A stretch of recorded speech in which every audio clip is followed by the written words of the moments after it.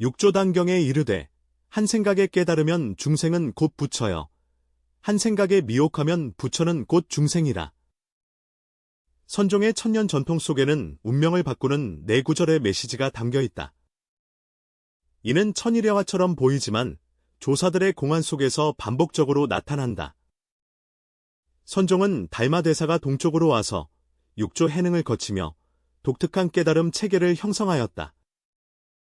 그중 네 구절에 적어가 있는데 역대 선사들은 이를 신법의 핵심 비결로 여겼다. 전등록에 따르면 그 한 구절을 통달하는 자는 반드시 인생의 고유한 말을 변화시킬 수 있다고 한다. 이 네 구절의 적어, 이란 도대체 무엇인가? 그들은 또 어떤 경이로운 비밀을 담고 있는가? 순위 13년 가을, 강남은 연무에 흐릿했다. 천태산 국경사 내에서 운명과 깨달음에 대한 대화가 곧 펼쳐질 것이다. 스승님, 산문 밖에 많은 사람들이 모여서 그 네 가지 명을 바꾸는 기술을 요구하고 있습니다. 어린 삼이 명각은 서둘러 장경루로 달려가 인연물 선사의 오후 참선을 방해했다. 연물 선사는 손에 든 경전을 내려놓고 창밖으로 분주히 내리는 가을비를 바라보았다. 그날 그는 오래도록 기다렸다가 그들에게 알렸다. 깊은 세시경의 대웅보전에서 만난다고. 소문이 퍼지자 1시간도 채 되지 않아 대전 안은 벌써 사람들로 소란스러웠다. 산호를 원하는 사람들, 공공한 선비 범중현, 차 농부 이춘산, 자수장인 왕교냥, 그리고 먼 길을 온 유랑 승려까지 산호를 구경하기 위해 30명이 넘는 이들이 한자리에 모였고 각자의 눈동자에는 갈망의 빛이 빛나고 있었다. 연호선사가 천천히 대전으로 걸어 들어와 주위를 둘러보며 곧바로 본론으로 향했다. 여러분이 먼 길을 오신 것은 다름 아닌 그 전설 속의 네 구절 적어를 듣기 위해서입니다. 오늘 좋은 인연이 마련되었으니 노승이 이적게 알려진 인연에 대해 말씀드리겠습니다. 대전 안의 숙객들은 조용해졌고 오직 향불이 타는 섬세한 소리만 들린다. 옛날 육조 해능 대사께서 인연의 근원에 대해 말씀하시던 중 한 제자가 여주었습니다. 스승님, 중생은 모두 부처님의 성품을 지녔건만 왜 각자 인연과 운명이 다릅니까? 어떤 이는 부귀영화를 누리고 어떤 이는 가난 속에서 일생을 마치며 어떤 이는 뛰어난 지혜를 갖고 어떤 이는 소처럼 어리석합니까? 6대 조사는 오랫동안 깊이 명상한 후 붓을 들어 내구의 조용한 말씀을 적고 제자들에게 말했다. 중생들의 운명이 서로 다른 것은 모두 마음속 집착이 다르기 때문이다. 이 네 구절의 고요한 말씀은 네 가지 근본 집착을 깨뜨릴 수 있다. 참된 깨달음을 얻으면 자연히 인연과 처지를 바꿀 수 있다. 선사, 육조께서 정말 이런 말씀을 하셨나요? 천만에요. 진실입니다. 육조는 사구저거를 각각 4명의 덕법 제자에게 전하였고 이 법을 경솔히 전하지 말고 인연 있는 사람이 제사 지낼 때까지 기다리라고 당부하였다. 연물선사의 목소리가 대전 내에 울려 퍼져 마치 시공을 관통하여 사람들을 지혜의 빛이 비추던 시대로 인도하는 듯하다. 첫 번째 제자의 이름은 형각으로 집안이 가난했고 어머니는 오랫동안 병상에 누워 계셨다. 그는 첫 번째 가르침을 받은 후 밤낮으로 깨달음을 참고하였다. 3달 후 어느 아침, 형각은 갑자기 깨달음을 얻어 그때부터 온 몸과 마음이 마치 두 사람처럼 달라졌다. 원래 근심 가득하던 그는 신기가 넘치게 변하여 더 이상 하늘을 원망하거나 사람을 탓하지 않고 냉정하게 대응하게 되었다. 묘한 것은 그의 외적인 환경도 변화하기 시작했다는 점이다.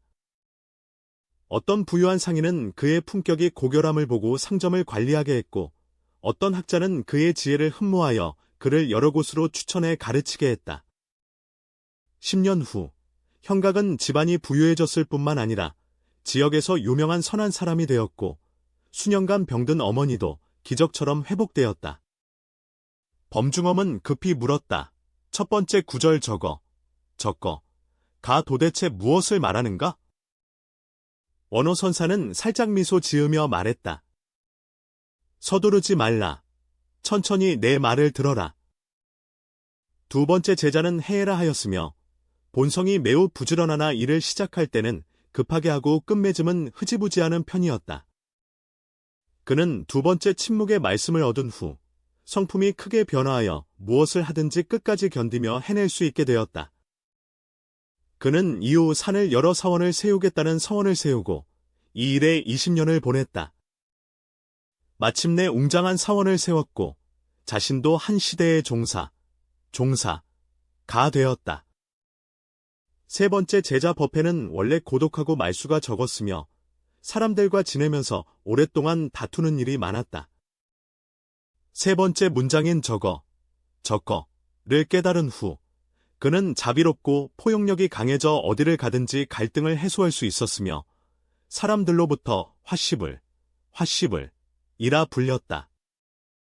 네 번째 제자인 지통은 천성이 둔하여 책을 읽어도 기억하지 못했으나 네 번째 구절인 저거를 깨달은 후 지혜가 크게 열려 한 번 본 것은 잊지 않고 후에 유명한 경학대가가 되었다. 현장에 있던 모두가 넋을 잃고 들었고 왕교량은 참지 못하고 말했다. 선사님, 이것들이 정말 전설이 아니겠습니까? 늙은 승려가 또 하나의 최근 일을 말씀드리겠습니다. 15년 전 성내에 한 시골 사람이 있었으니 이름은 주덕창이었다. 그는 중년의 부인을 잃고 홀로 세 딸을 키우며 생활이 매우 어려웠다. 그가 울면서 나에게 말했습니다. 선사님, 제 삶에 아직 희망이 있을까요? 나는 그가 진심으로 법을 구하는 것을 보고 그에게 한마디의 당부를 전했습니다. 주덕창은 돌아가서 매일 묵념하며 참고하였다.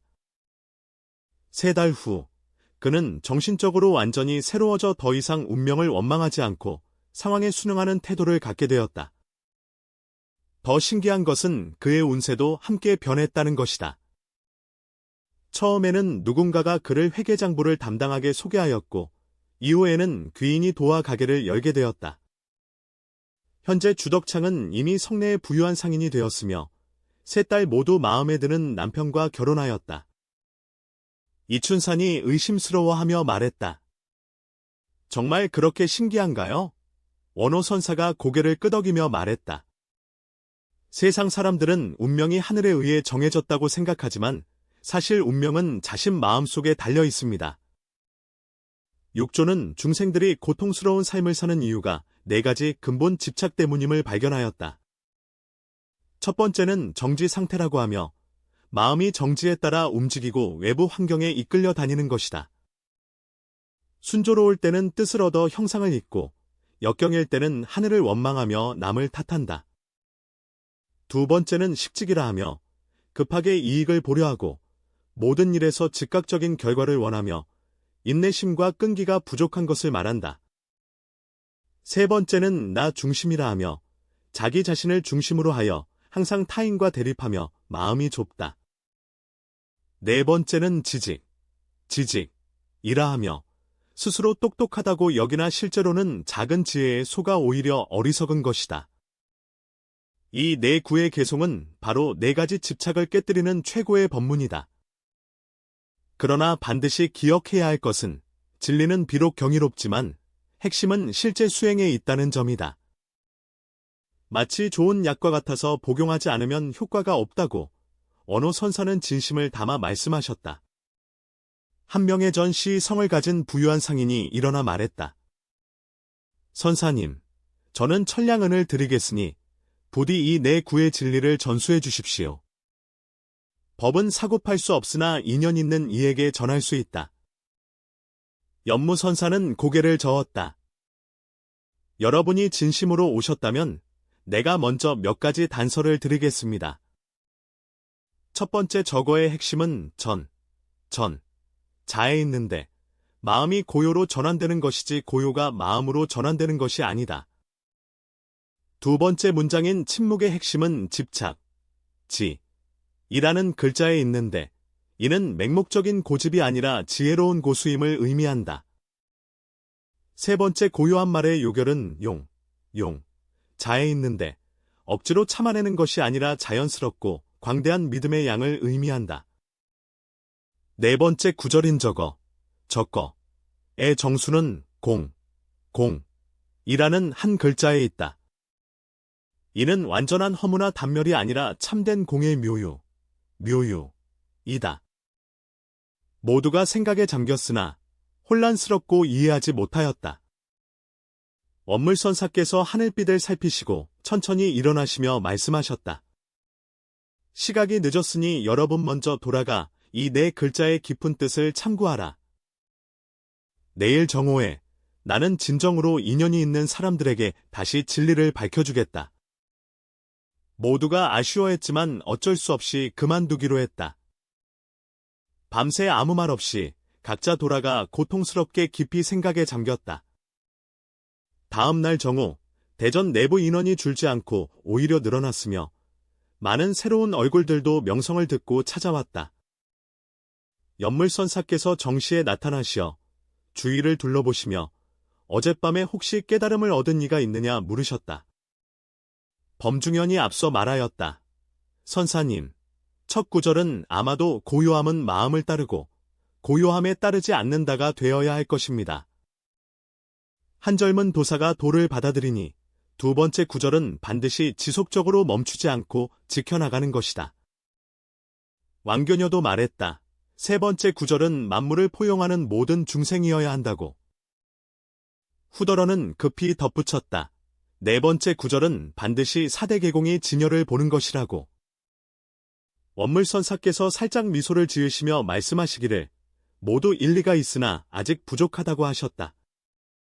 진정한 사구적어는 각각 7글자로 이루어져 있으며 그 속에는 수행의 4글자, 즉 관심, 연심, 화심, 무심이 함축되어 있다. 그때 한 명의 희고 거룩한 노인이 천천히 일어섰다. 선사님, 저는 불경을 50년간 연구해 왔기에 감히 한번 추측해 보겠습니다.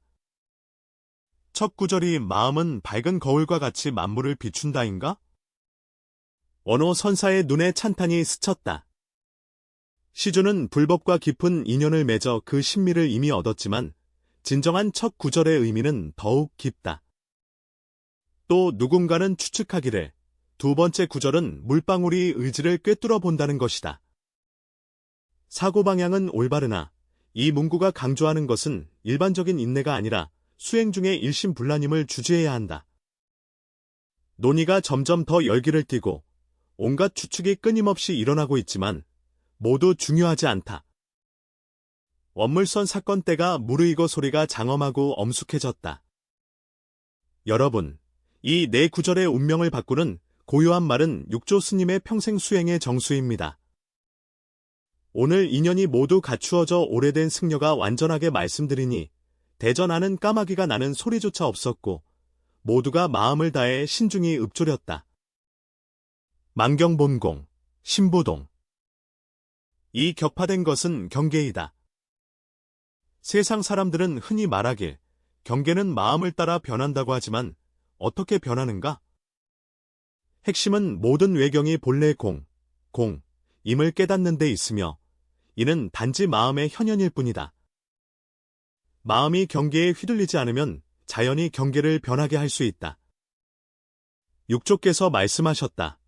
외경에 선악이 없으며 선악은 인심에 달려있다. 내가 진정으로 만경본공의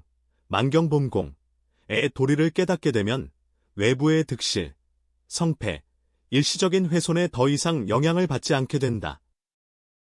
이런 사람은 자연스럽게 어떤 환경에서도 마음의 평정과 지혜를 유지할 수 있다. 중년 여인이 의아해하며 물었다.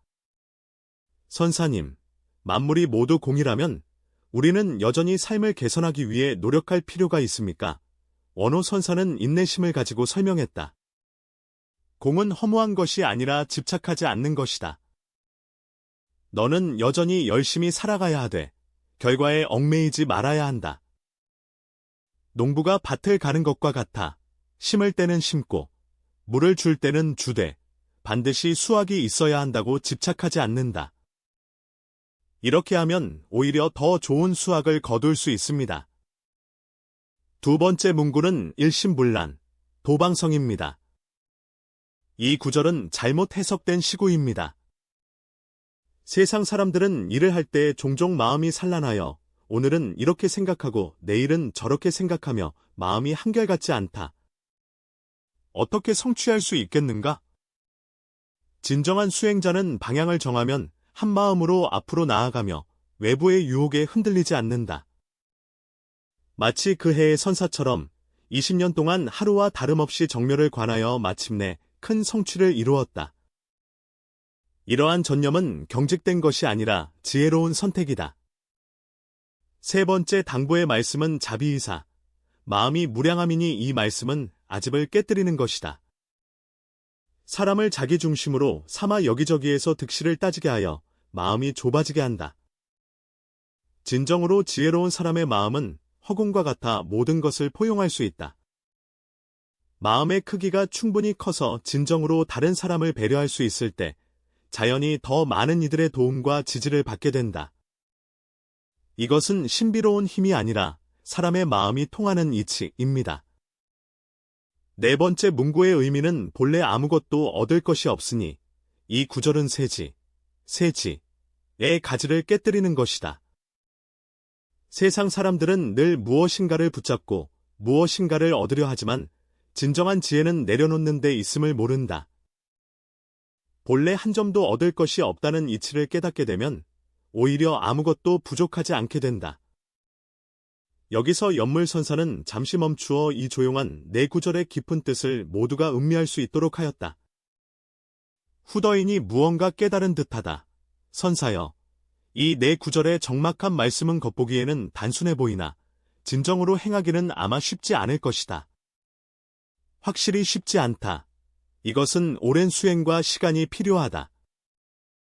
그러나 일단 깨달음을 추구하기 시작하면 그중 한 가지 도리라도 이해하게 되는 순간부터 당신의 삶은 변화하기 시작합니다. 원호 선사는 계속해서 말씀하셨다. 이 네 구의 적어는 독립적으로 존재하는 것이 아니라 하나의 완전한 수행체계이다. 첫 번째 문장은 외부 환경에 흔들리지 않도록 가르치며 두 번째 문장은 전심전력으로 집중하도록 가르치고 세 번째 문장은 마음의 그릇을 넓히도록 가르치며 네 번째 문장은 철저히 내려놓도록 가르칩니다. 한 사람이 이 네 구절의 개송의 정신을 진정으로 깨달았을 때 그의 운명이 어떻게 변하지 않을 수 있겠는가? 그는 이미 근본적으로 자신의 마음가짐과 행동 양식을 변화시켰기 때문이다. 한 청년 학자가 스님께 물었다. 선사님, 이 네 구절의 개송을 어떻게 하면 더 잘 실천할 수 있습니까? 우선 이해를 명확히 하여 각 개송의 의미를 진정으로 이해하는 것이 중요합니다. 그리고 부지런히 실천하여 일상생활에서 항상 자신의 마음과 행동을 살펴야 한다. 가장 중요한 것은 꾸준히 실천하는 것이며 3일 동안은 노력하고 이틀 동안은 게으름을 피우는 식이 되어서는 안 됩니다. 예를 들어 첫 문장인 만경봄공신부동, 불만족한 일을 만났을 때 자신에게 상기시켜야 합니다. 이러한 외경은 본래 한 것이니 내가 어째서 그것들이 내 마음을 흔들게 해야 하는가? 또한 세 번째 문장인 자비사심 무변에 대해 말하자면 사람이 갈등을 겪을 때 상대방도 나름의 사정이 있음을 생각하고 그의 입장에서 이해하려 노력하면 자연스럽게 마음이 넓어질 것이다. 왕촌양이 고개를 끄덕이며 말했다. 이 네 구절의 개송은 사실 우리가 어떻게 사람답게 살고 일을 해야 하는지를 가르치는 이치입니다. 바로 그렇다. 불법은 시간의 법과 떨어질 수 없고 수행은 생활과 분리될 수 없다. 이 네 구절의 개송은 겉으로는 수행에 대해 말하는 것 같지만 실제로는 우리가 어떻게 이 생을 잘 살아갈 것인가를 가르치고 있다. 연물선사의 눈빛은 깊고 멀어졌으며 육조가 이 네 구의 개송을 전한 것은 중생의 괴로움 근원을 깊이 깨달았기 때문이다. 탐진치만의 5독은 결국 이 네 가지 집착에서 비롯된다. 정집은 사람으로 하여금 얻고 잃는 데 집착하게 하며 식집은 사람으로 하여금 급하게 이익만을 추구하게 한다. 아집은 사람을 이기적이고 편협하게 만들고 지집은 사람으로 하여금 총명함이 오히려 화를 부르도록 한다. 이 네 가지 집착을 깨뜨리면 사람은 자연스럽게 괴로움에서 벗어날 수 있다. 이때 그 백발 노인은 감회에 젖어 말했다. 선사님, 저는 불법을 연구한 지 50년이 되었는데 오늘에야 비로소 스승과 제자의 도가 무엇인지 진정으로 깨달았나이다. 늙은 나이는 이미 1000을 넘겼소이다. 실제로 진정한 수행은 신비로운 것이 아니라 우리의 일상생활 속에 있습니다. 밥을 먹을 때는 밥 먹는 데 집중하고 걸을 때는 걷는 데 집중하며 사람을 만날 때는 진심으로 대하면 흔들리지 않고 태연해지는 것이 가장 좋은 수행입니다. 범중현은 탄식하며 말했다. 운명을 바꾸는 비밀이 이렇게 간단하면서도 이렇게 복잡하다니. 맞아요. 이치는 매우 간단하지만 그것을 실천하는 것은 쉽지 않습니다. 이는 우리가 끊임없이 수행하며 자신의 마음과 생각의 움직임을 지속적으로 관찰해야 함을 의미합니다. 무술을 배우는 것과 같아서 스승이 기술을 가르쳐 주었지만 그것을 완성하려면 자신의 노력이 필요하다. 원호 선사는 일어나 법당 중앙으로 걸어갔다. 오늘의 인연은 참으로 드물어 노승이 다시 한번 여러분께 이야기를 들려드리겠다. 당나라 때 장착이라는 독서인이 있었는데 여러 번 시험에 떨어져 낙담하고 의욕을 상실하였다. 나중에 한 노승을 만났는데 노승은 그에게 단 한마디만 했다. 하늘과 땅이 좁다고 원망하지 마라. 그것을 받아들이고 길게 살아라. 장탁은 듣고 나서 문득 깨달음을 얻어 그때부터 전심으로 공부에 몰두하였으며 더 이상 근심하거나 탐내지 않았다. 3년 후 마침내 과거에서 급제하였다. 이 이야기는 무엇을 설명하는가? 운명을 바꾸는 핵심은 외적인 조건이 아니라 내면의 깨달음에 있음을 설명한다. 장촉이 운명을 바꿀 수 있었던 이유는 실체에서 벗어나 더 이상 급히 이익을 탐하지 않고 지금 이 순간에 충실했기 때문이다. 이춘사는 무엇인가를 깊이 생각하는 듯했다. 선사님, 선생님의 말씀은 이 네 구절의 조용한 말씀이 사실 우리에게 인생을 올바르게 바라보는 법을 가르쳐주고 있다는 의미인가요? 바로 그렇습니다. 인생은 다만 수행의 한 과정일 뿐이며 이 네 구절의 고요한 말씀이 바로 수행의 지침이다. 첫 번째 문장은 어떻게 외부 환경에 대처할지 가르치고 두 번째 문장은 시간을 어떻게 대할지 가르치며 세 번째 문장은 사람들과 어떻게 어울릴지 가르치고 네 번째 문장은 득실을 어떻게 바라볼지 가르친다.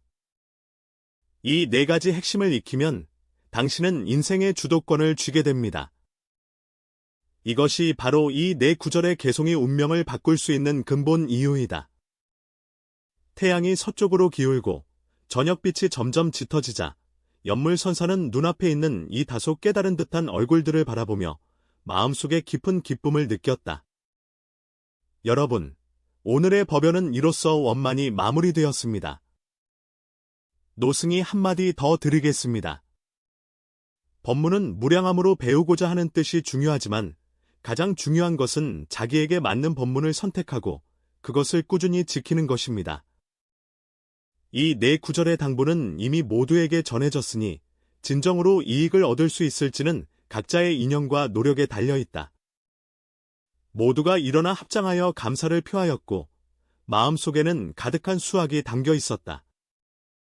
그들은 오늘 얻은 것이 단순한 네 문장의 당부가 아니라 전혀 새로운 인생의 지혜임을 알고 있다. 후더러는 선사 앞에 다가가 공손히 물었다. 선사님, 우리가 돌아가면 어떻게 수행을 시작해야 할까요? 매우 간단하다. 오늘부터 매일 아침과 저녁에 이 네 구절의 침묵어를 한 번씩 독송하고 일상생활 속에서 항상 스스로에게 상기시키면 된다. 경계가 현전할 때 이 네 구절의 정멸어로 자신의 마음을 살필지어다. 명심하라. 수행은 하루아침에 이루어지는 일이 아니며 꾸준히 계속해야 한다. 하지만 진심으로 노력한다면 3개월이 채 되기 전에 분명한 변화를 느낄 수 있을 것입니다. 사람들이 차례차례 떠나자 대전은 다시 고요함을 되찾았다. 어린 비구 명각이 스승 곁으로 다가갔다.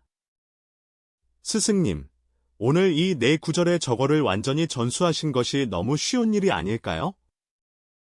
원호선사는 웃으며 머리를 저었다. 법에는 정한 법이 없으니 때에 맞추어 가르치는 것이다.